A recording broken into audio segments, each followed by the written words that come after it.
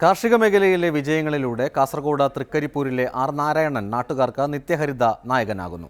Retired taluk ആശുപത്രി ജീവനക്കാരനായ നാരായണന്റെ തോട്ടത്തിലെ പച്ചക്കറികളും ഔഷധ സസ്യങ്ങളും ആരുടെയും മനം കവരും. ഈയക്കാട്ടെ ആർ നാരായണന്റെ കൃഷിയിടത്തിൽ എല്ലാ വിളവും 100 മേനിയാണ്. അത് ഇന്നത്തെ മാത്രം കാര്യമല്ല, എന്നും അങ്ങനെയാണ്. വീട്ടുവളപ്പിലും തൊട്ടുള്ള വയലിലും എന്തൊക്കെ ഇനങ്ങളാണ് എന്നറിഞ്ഞാൽ മനസ്സിലാകും ഈ കൃഷിയുടെ മാഹാത്മ്യം. ഇപ്പോൾ വിളയുന്നത് പച്ചക്കറി ഇനങ്ങളാണ് കൂടുതലെന്ന് മാത്രം.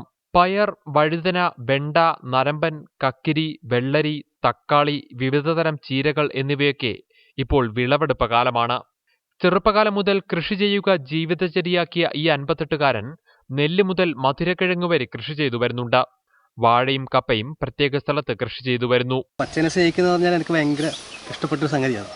എന്ത് സംഗതി പറഞ്ഞാൽ അത്രയും നമുക്ക് നമ്മളെ ഇവരോട് സന്തോഷമുണ്ടാവും. എന്താ സംഗതി, പിന്നെ നമ്മളെ ഒന്നിച്ച് ജീവിക്കുന്ന കുടുംബങ്ങളോടും എല്ലാം നല്ലതുണ്ടാവും. പച്ച പറഞ്ഞാൽ ശരിക്ക് എനിക്ക് തിരിയാൻ ആവുന്ന സമയം മുതൽ ഞാൻ പച്ചക്കറി കൃഷിയിൽ ഇതായിരുന്നു.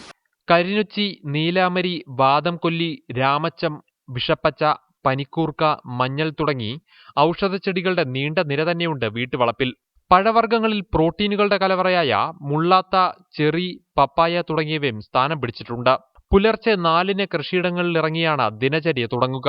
വയലിൽ കുടമുപയോഗിച്ച് കൃഷിക്ക് നനച്ചു കഴിഞ്ഞാണ് വീട്ടുവളപ്പിലെ ഇനങ്ങൾക്ക് വെള്ളമൊഴിക്കാനും വളമൊരുക്കാനും സമയം കണ്ടെത്തുന്നത്.